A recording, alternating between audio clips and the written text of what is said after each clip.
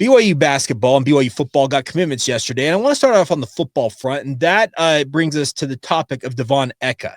Now, Devaughn is a running back prospect at Lehi High School, which is a stone's throw away from where I live in Saratoga Springs, and I've had an opportunity to watch Devaughn play at the high school level for multiple years now. I've called games for KSL Game Rewind. I've been there just as a media member watching him on the sidelines.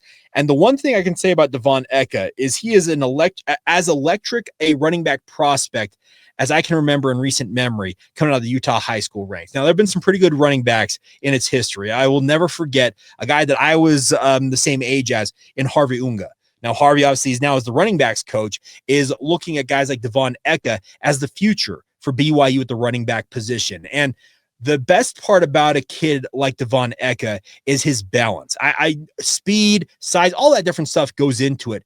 But what I have observed watching Devon Ekka play football is he has balance that belies a lot of high school football players. And the biggest thing I can say to illustrate that point is if you watch a football player, a lot of guys have to go laterally. And the biggest question when you go laterally, whether it's a cut, a jump cut, or just simply sidestepping somebody, is do you keep your speed? And more importantly, do you stay on balance? Because let's say you make that jump cut and somebody blasts you from the other side. Are you going to just topple over like a house of cards? Or are you able to absorb that hit, bounce off of it, and keep going?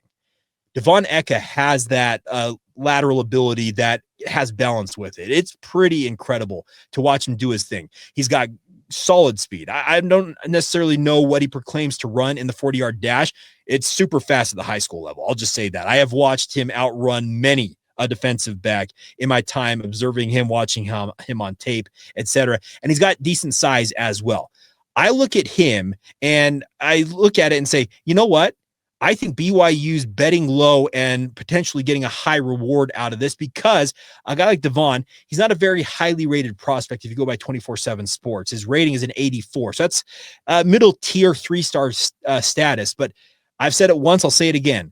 Kalani Sitake and his staff have made a career of bringing in these 2- and 3-star talents. But as I often say, finding a way to get 4- and 5-star production out of them. I look at a guy like Devon Eka as, let's say he's a Squally Canada, or he's a Tyler Algier, or a Sione Moa, or heck, even an LJ Martin. When LJ showed up to BYU, he had a bunch of accolades, a 4-star prospect, former Stanford commit, all those different things.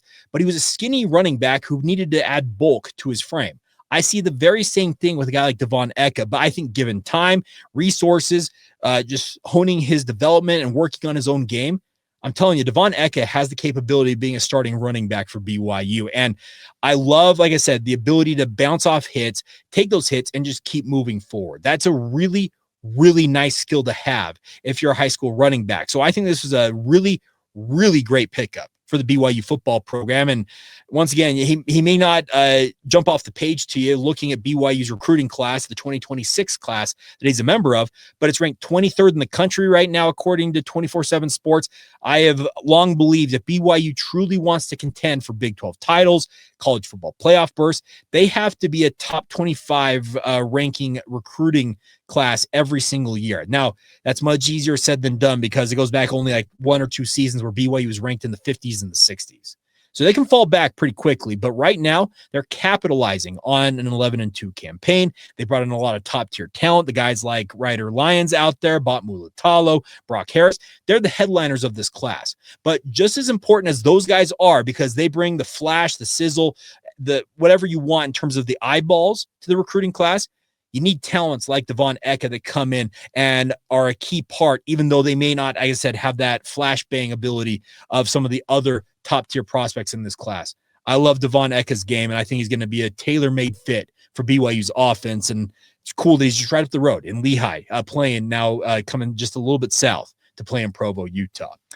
Now, BYU basketball also got a commitment last night, and that's Will Openshaw. Now, he is a prospect who's quite literally just up the street from BYU playing at Timpview High School. He's a 6'10" forward prospect. The funny thing about this is you try and go and find his recruiting rankings. They don't exist. Yeah, it's kind of funny about that. 24/7 Sports and On3 and the others, I'm sure will have an update very quickly. But he is teammates with Dean Ruckert, who is a top-tier prospect, a top 100 prospect that committed to BYU not that long ago. And the one thing I can say about Will Openshaw, and Robbie McCombs noted this, is he is a mission-first kid. So he's actually going to go out, serve 2 years, and he's expected to return in time for the 2028-2029 season. But what I have observed from afar, I've actually never had the chance to see Will Openshaw with my own eyes. So take that as for what it's worth. Much like I've watched Devon Ekka with my own eyes, I don't have an in-person scouting report of Will Openshaw, but I've seen film and I've talked to people about him, and they'd say he's a rangy, long forward who's got stretch four capability. At 6'10", yeah, he's probably going to play the 4 or 5 spot in Kevin Young's offense and just program overall. But I think it all kind of depends on how his frame develops, because he's a long, skinny athlete right now, and that's not a bad thing at this point in his basketball career. More and more, basketball is becoming a positionless game, and you need to be able to guard positions, 2 or 3 different positions, if not 4 or 5 of them, to be an effective player. I think Will Openshaw's range, his ability to step out to the perimeter and shoot a shot, but also from what I have observed, he's unafraid to go into the paint and also play down low. That versatility, I think, is why a guy like Kevin Young was intrigued and ultimately took his commitment. Kevin Young is not going to recruit anybody just because, oh, they're at Lehi High School or they're a local. No, he is in the business of finding the best talent he possibly can find. If you heard his podcast with John Rothstein of CBS Sports, I think it came out yesterday. This is the Wednesday podcast. I think it came out on Tuesday. He talked about the fact that he wants the best of the best. And he talked about guys like Kennard Davis, and he called him a grown man. Great. You're a grown man. You love guys like that. And BYU will always bolster their lineup with transfer portal additions. And we're talking top-rated transfer portal guys. But just as they're going to bring in the AJ DeBonces of the world, they're also going to need guys like Will Openshaw, who, while he may not be an out-and-out star for BYU, I'm not saying he couldn't be that, but even if he is a glue guy who comes in and plays just a multitude of different positions, contributes at a high level, you need we call them program guys in radio, the guys I work with. Guys like that are the bedrock of what you build your program around.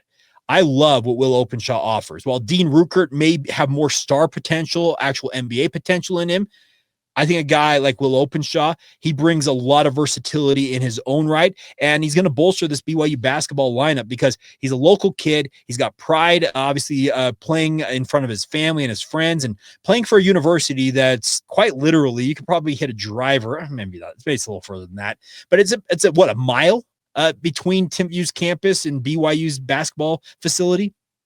He knows the lay of the land, and he's going to want to put on for BYU and make sure that he makes an impression. And I think that this is a nice pickup for Kevin Young to bring in. And if Chris Burgess is still around at that time when he returns for his mission, heck, if Kevin Young's still around, because there's always those rumors out there, he addressed that with John Rothstein as well. He said, we explored things in the offseason, but decided we want to be here in Provo. And we hope to be here for a long time, but you can never rule out what the future holds. That guy's got all kinds of people talking about him and probably to him often enough. But I think the bigger point to be made here is a guy like Will Openshaw. He's going to be part of the fabric of what makes BYU basketball stand out from the rest. Yes, as I mentioned, as long as Kevin Young is in Provo, there's going to be top-tier talent coming to play. He wants to make it an NBA factory. And I'm sure a guy like Will Openshaw harbors ambitions of playing in the NBA. Well, come to a program that wants to develop you into that. And while he may not right now look like an NBA prospect, who's to say 3 and 4 years down the line that doesn't blossom into that? He's filled out his frame. He becomes a two-way force at stretch 4 and able to defend the perimeter.